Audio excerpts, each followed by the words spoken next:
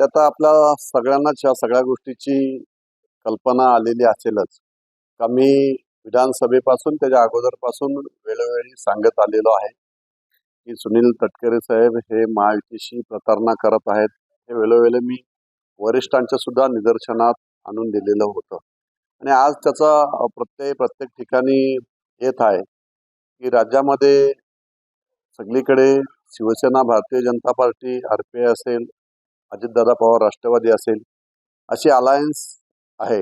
आणि अलायन्स असताना सुद्धा जे काय विधानसभेला आपण साऱ्यांनी पाहिलं की राष्ट्रवादीचाच असणारा कर्जत तालुक्यातील राष्ट्रवादीचं सुधाकर घारे यांना सुनील तटकरेंनी त्या ठिकाणी अपक्ष उभं केलं आणि मग सांगितलं माझा याच्याशी काही संबंध नाही. ते अपक्ष उभे राहिले. त्यांना तेवढ्यापुरतं फक्त पक्षातनं राष्ट्रवादीतनं हकलपट्टी केलेलं दाखवलं.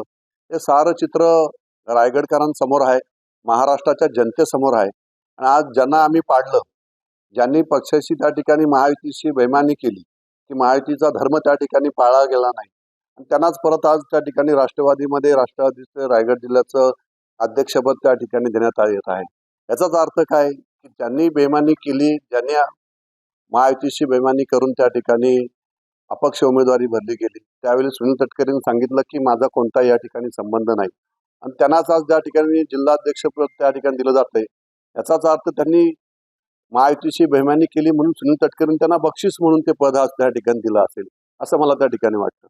लढा आम्ही संपूर्ण रायगडमधून उभारला गेला आणि जो महाराष्ट्रामध्ये शिंदे साहेबांनी जो इतिहास रचला गेला आहे तो इतिहास आपण साऱ्यांनी पाहिला की 50 आमदार एकत्रपणे येऊन शिंदे साहेबांबरोबर गेले. त्याचं एकमेव कारण आहे या ठिकाणी रायगड जिल्ह्यातील असणारे सुनील तटकरे आणि मातोश्रीचे घनिष्ठ संबंध होते आणि मातोश्रीचे असणारे मिलिंद नार्वेकर हे प्रत्येक गोष्टीत शिवसैनिकांना त्या ठिकाणी डॉमिनेट करून सुनील तटकरेंना मदत करण्याचं काम आतापर्यंत होत आलेलं होतं. हे रायगड जिल्ह्यात ज्या वेळेस विधानसभेच्या निवडणुका झाल्या त्या वेळेस या ठिकाणी श्रीवर्धन मतदारसंघामध्ये तटकरेंना प्रतिस्पर्धी म्हणून शिवसेनेचा उमेदवार असायचा, पण तो डमी उमेदवार असायचा. उमेदवार द्यायचा म्हणून त्या ठिकाणी उमेदवार दिला जायचा. आणि आपण जर पाहिलं लोकसभेची निवडणूक जर आपण पाहिली तर लोकसभेच्या निवडणुकीला जर गीते साहेब जरी उभे असतील तरी गीते साहेब निवडून यावे ही उद्धव साहेबांची पण इच्छा नव्हती आणि मिलिंद नार्वेकरांची पण इच्छा नव्हती. सुनील तटकरे निवडून आले पाहिजे अशीच त्यांची इच्छा होती. आणि म्हणून हे सगळं घाणेरडं राजकारणाला कंटाळूनच आम्ही शिवसैनिक बाहेर पडलो.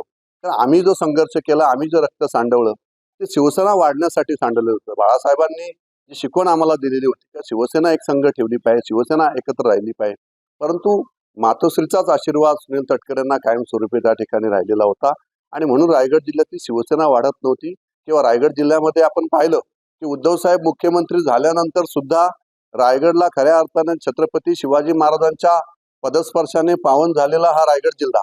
परंतु या रायगड जिल्ह्यातून 3 आमदार निवडून आलेले असताना सुद्धा एकमेव आमदार असणाऱ्या सुनील तटकरेंच्या कन्येला त्या ठिकाणी उद्धव साहेबांनी पालकमंत्री पद दिलं.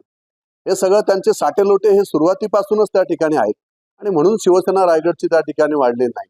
आणि आज मध्ये भरत शेठच्या बाबतीत झाली. आज त्या ठिकाणी माणिकराव जगतापांची मुलगी उभी राहिली. आज त्यांना परत पक्षात घेऊन त्या ठिकाणी त्यांना प्रदेशचं काहीतरी सरचिटणीस काहीतरी पद त्यांच्या भावाला त्या ठिकाणी देण्यात आलेलं आहे. हे जाणीवपूर्वक सुनील तटकरे त्या ठिकाणी करत आहेत. शिवसेनेने प्रामाणिकपणे त्यांचं काम केलेलं आहे, त्यांना निवडून आणण्याचा प्रामाणिकपणे प्रयत्न केलेला आहे आणि हा छत्रपतींचा जिल्हा आहे. छत्रपतींच्या पदस्पर्शाने पावन झालेला रायगड जिल्हा आजही जर ज्या पद्धतीने सुनील तटकरे साहेब जे वागत आहेत, करत आहेत, ते पुढील काळामध्ये या सगळ्या गोष्टीचा मापदंड घेतला जाणार आहे.